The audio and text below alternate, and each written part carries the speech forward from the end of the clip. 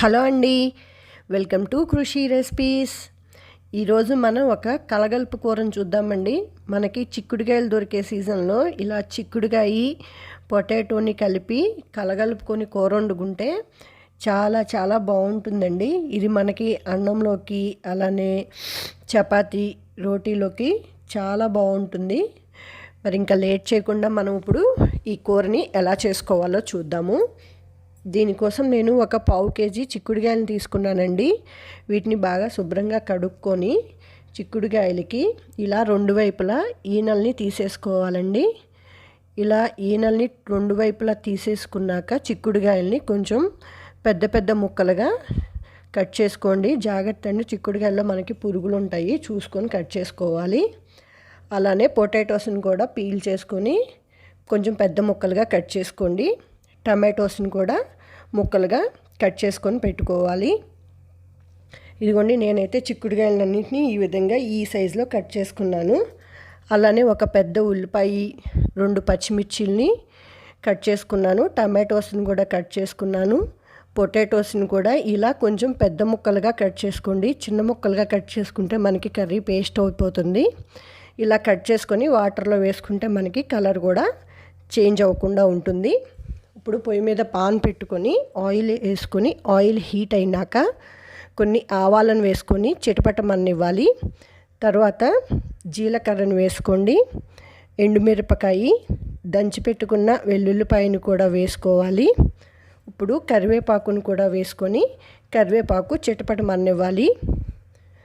తర్వాత కట్ చేసుకొని పెట్టుకున్న ఉల్లిపాయ, పచ్చిమిరపకాయ ఉన్నాయి కదా, వాటిని కూడా వేసుకొని వీటిని కొంచెం లైట్గా ఫ్రై అవనివ్వాలి. ఎక్కువ ఫ్రై అవనివ్వద్దండి, మనకి ఉల్లిపాయలు మళ్ళీ కూరలో ఉడికిపోతాయి.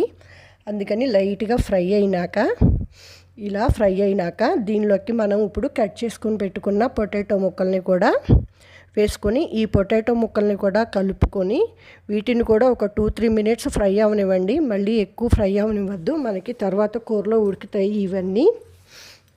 ఇలా పొటాటో ముక్కలు కూడా ఫ్రై అయినాక కట్ చేసుకొని పెట్టుకున్న చిక్కుడుకాయలని కూడా వేసుకొని దీనిలోకి ఇప్పుడు కొంచెం పసుపు, అలాగే రుచికి సరిపడినంత ఉప్పును కూడా వేసుకొని ఈ చిక్కుడుకాయ ముక్కల్ని కూడా ఒకసారి కలుపుకొని వీటిని కూడా ఒక 2-3 minutes ఫ్రై అవనివ్వండి.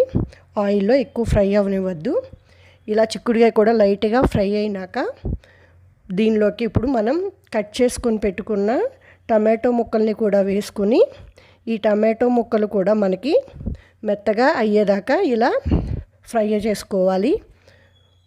ఇప్పుడు దీనిలోకి మనం రుచికి సరిపడినంత కారము, అలానే 1 స్పూను ధనియాల పొడిని కూడా వేసుకొని ఒకసారి కలుపుకొని ఈ రెండింటిని కూడా ముక్కలకి పట్టేలాగా కొంచెం సేపు ఫ్రై అవనివ్వండి ఆయిల్లో.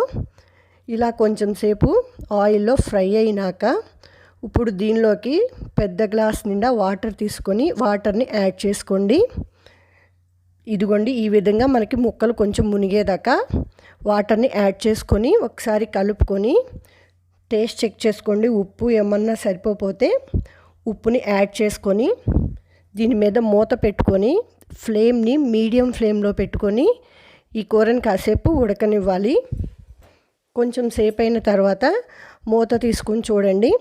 ఇదిగోండి, ఇలా మూత తీసుకున్నాక ఒకసారి కలుపుకొని మనకి పొటాటో ముక్కలు అలానే చిక్కుడుకాయ ముక్కలు ఉడికినాయో లేదో చెక్ చేసుకోండి. నాకైతే పొటాటోను చిక్కుడుకాయ ఉడికిపోయినాయి.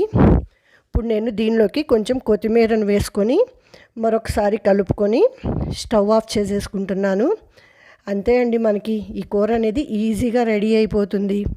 ఈ కూరలో మనకి పొటాటో అనేది ఇలా కొంచెం ముక్కలుగానే ఉంటే బాగుంటుందండి, పేస్ట్ అయిపోతే బాగోదు. అలానే వాటర్ కూడా మరీ ఎక్కువ పోసేయద్దు, మనకి మరీ వాటర్గా ఉండకూడదు. ఇలా మంచిగా పర్ఫెక్ట్గా కన్సిస్టెన్సీ వస్తేనే ఈ కూర మనకి టేస్ట్ అనేది బాగుంటుంది. మీరు కూడా ఒక్కసారి ఈ విధంగా ఈ కలగలుపు కూరని ట్రై చేయండి. మీకు కనుక నచ్చినట్లయితే లైక్ చేయండి, కామెంట్ పెట్టండి, సబ్స్క్రైబ్ చేసుకోండి. Thank you for watching.